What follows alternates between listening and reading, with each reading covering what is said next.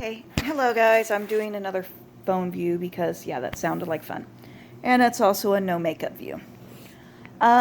Today we're just going to do an update on how the IVF stuff's going. So far, no information. I haven't got anything back from the doctors. But I do have a Kiba who is having a discussion with a snowball. I don't know how this discussion's going to end.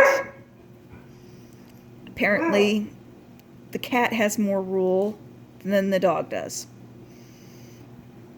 But okay. Of course, I have my little side puppy. Luna is doing her normal thing of sitting next to me. And now Kiba is settling down with the snowball. So we're all good now. Okay, today we're still working on the IVF funding. So as always, there's going to be the links below to help us pay for the IVF. That way you guys can watch what the actual process of IVF is. And if it's successful, it's successful. If it's not, I'm going to be sad, but still. And that's for my hot tea, because it's a cold day. And cold days deserve hot tea. So I have some blueberry tea. And yes, I'm making it the old-fashioned way with a tea kettle. So, and it's a cold day in Oklahoma City, so it's the perfect day for hot tea. I love this brand. It's Yogi. It's delicious. And there's the Scruff. Scruff, do you want to smell? She's interested in everything I eat and drink. But, okay, so, yeah, haven't got anything back about my test results or Jesse's test results. So, still waiting on our results from the doctor's offices. Called them. They said that they'd look into it, see what's going on. Still waiting. It seems to be a big waiting game with OU right now. So, just waiting on it. Okay, so the actual thing I'm going to bring up is today I want to talk about dietary restrictions and food allergies. With kids and adults, you'll find them. I have dietary restrictions. I've had several stomach surgeries. One of the reasons I am not a candidate for having my fertility issue actually reversed and fixed is because I've had several bowel surgeries, and so they can't go. They're afraid to go in there and clear out the scar tissue. And I'm full of scar tissue. But I'm healthy and everything else. I'm just a little overweight. Well, I'm not massive overweight anymore, but I'm still overweight. I have about 60 pounds to go before I am at what they consider a healthy weight. I'm working on it.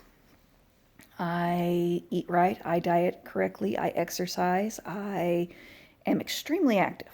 Even at the hospital I work at, as long as I don't have a cart with me, I am on the stairs, running up and down the stairs all day long. Matters what I'm doing that day to what I'm actually doing. Because I do several different positions at my job, so I'm not always doing the same thing. Now, dietary restrictions are important to understand, and food allergies are important to understand. Anytime a new kid comes to my house, I will ask their parents if there are any dietary restrictions, any food allergies, or any allergies I need to know of. This is not only for my safety, this is for the child's safety. If I find out they have an allergy to something that I normally use to prepare food or something, I will not use that product. Say it's a nut allergy or anything like that, I'm not going to set out anything with nuts, or anything that has been prepared with in the same building with nuts. I'm not going to bring anything out. These are things that I take into consideration because there is nothing fun about anaphylactic shock. It is scary. It is not fun. It is horrible. And to watch your child go through it, it's scary as hell. To be going through it yourself, it's scary. I also have food sensitivities where I can only eat a certain amount of certain things without it making me really, really, really sick.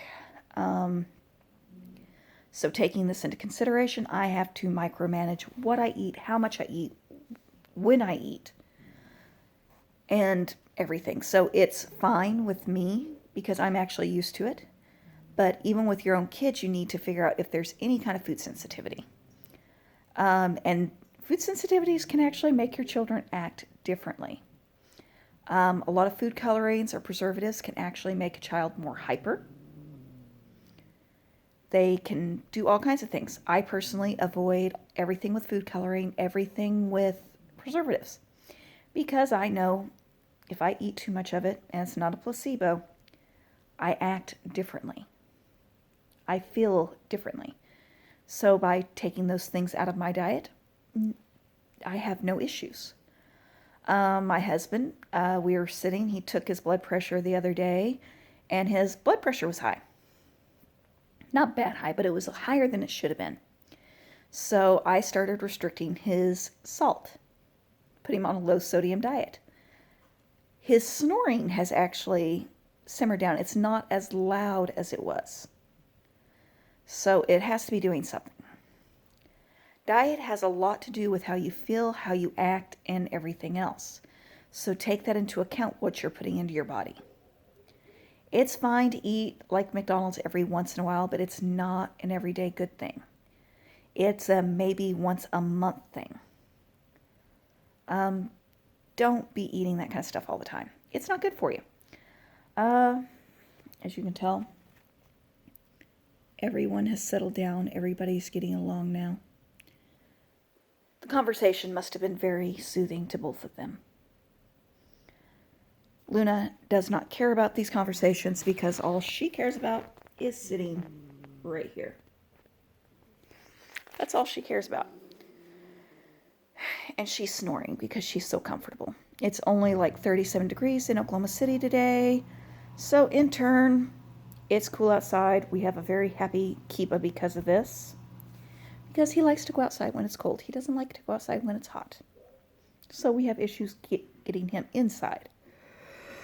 Oh, a little tired. But, so let's keep that in mind. Dietary restrictions happen. We need to take into account people's dietary needs as well.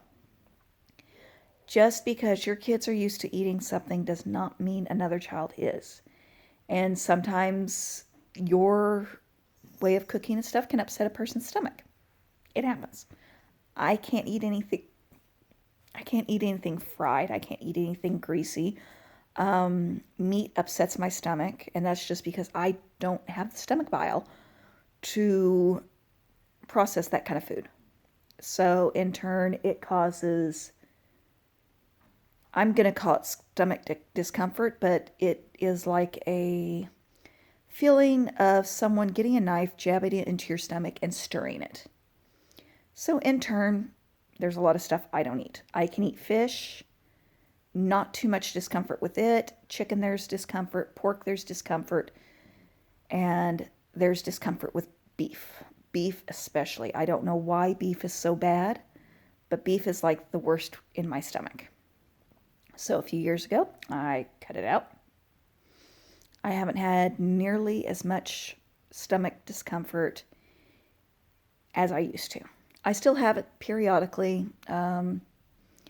If I slip up, eat something I shouldn't, or eat something that's greasy, too sweet, too buttery, too whatever, I will have stomach discomfort. It's something I'm going to have to deal with for the rest of my life.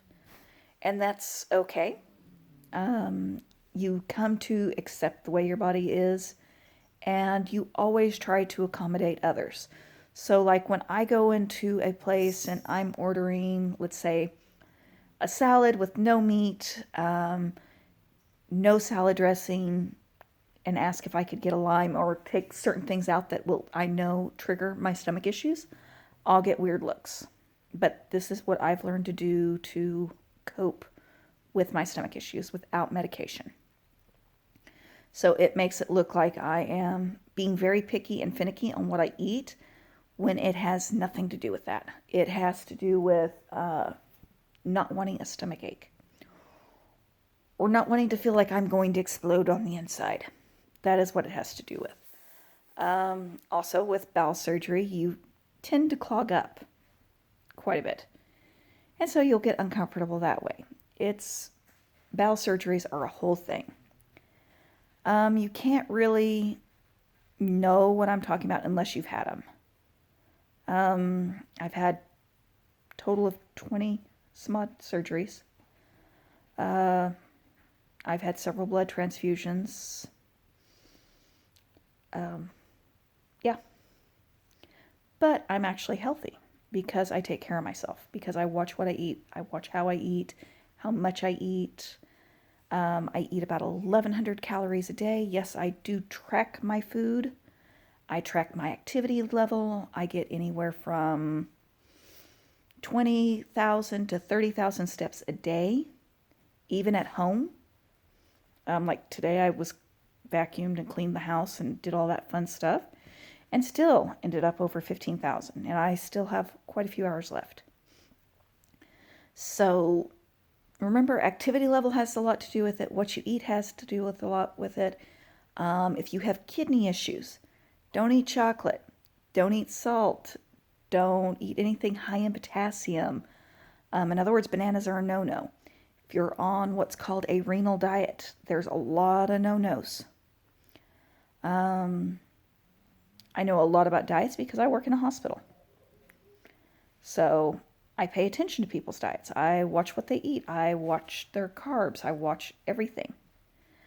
Soda is horrible for you, no matter what kind of soda it is. It doesn't matter if it's colored or clear. It's soda. It's carbonated water. Carbonated water is hard on the body. People swear by carbonate, by like Sprite and stuff like that. That stuff's really not good for you. Diet products are higher in sodium than non-diet products. So heart healthy diets, stay away from diet stuff. There's all kinds of things you have to watch with diets. Diets are important. Nuts are important. Certain acids are important to eat. There's all kinds of stuff that you can look at. Do not go to Wikipedia for diets. Go to the Mayo Clinic. Go to places that cannot be changed by the public. Talk to your doctor about a proper diet for you. If you think you're having food sensitivities, talk to your doctor. Just if you're having problems, just go talk to your doctor. Your doctor will help you out. They can get you in touch with a dietitian or a nutritionist, and they can get you helped out. And when your kids' friends come over, please, if they're eating with you, make sure you understand if they have any dietary restrictions. That way, everybody's happy.